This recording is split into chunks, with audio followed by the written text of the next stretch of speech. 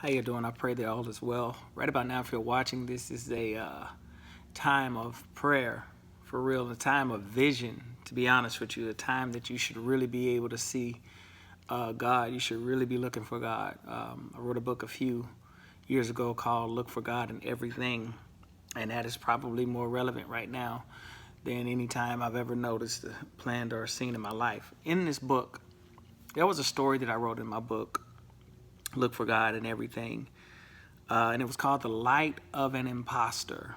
It was this day, 30-day inspirational is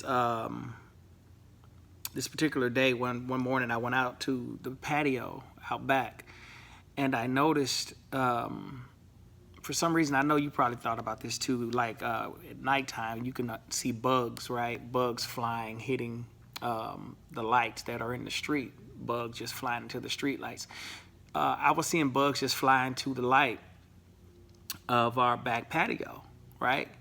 And as I'm watching these bugs fly into the light in the back patio, of course, my mind, the way it works, I'm thinking like, okay, so why are these bugs continuously flying into this back patio like this? Why is this happening? Why is it flying into this light?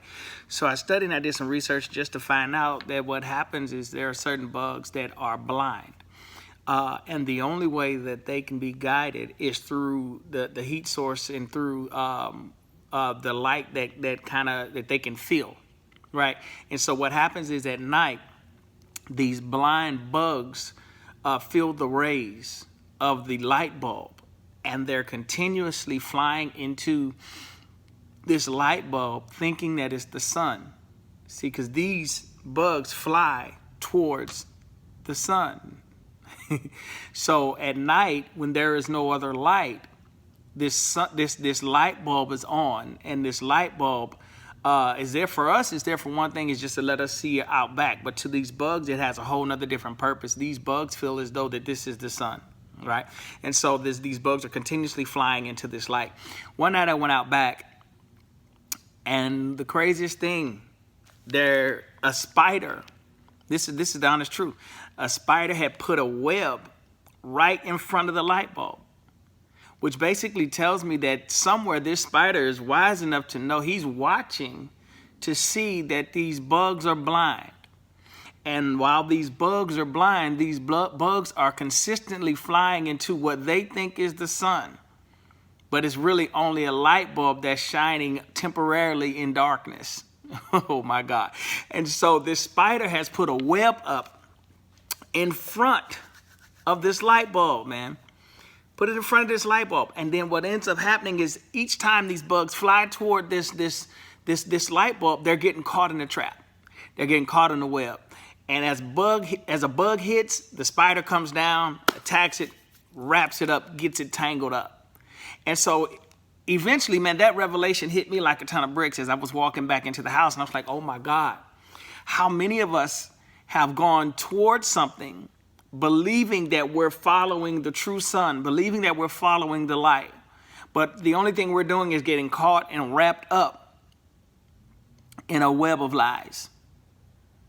Okay, I know that was a long way around, but I just need you to understand something today, is that everything does not always appear as it is. Okay, I'm instructed to start teaching in the area of kingdom, and I understand we hear the word kingdom a lot, and a lot of times we figure when we hear the word kingdom, we believe church, in which we probably should, but let the truth be told, the kingdom of God is a lot bigger than a church. The kingdom of God is something else when it comes to the mentality of being a king, when it comes to the mentality of the vision of a king. I need us to understand, when we start thinking about our vision, I'm thinking about I'm not talking about our physical vision. I am talking about our spiritual vision. A lot of times we lose in life because we are trying to handle spiritual issues with emotions. We're trying to handle spiritual issues by physical means, and it'll never work that way. In fact, we only fertilize the evil of that situation by trying to handle it the way man would handle it. I'm going to take you somewhere here today, if you remember that story. And you're going to read something. You're going to read in the book of Genesis today. and I want your eyes to be open to some things in regards to who you are, how God created you, why he created you, right? Listen, you were created with a purpose. You got to understand, you were created with a purpose. But watch this. A purpose in Hebrew means the word bolema, Boulema. Bolema means purpose.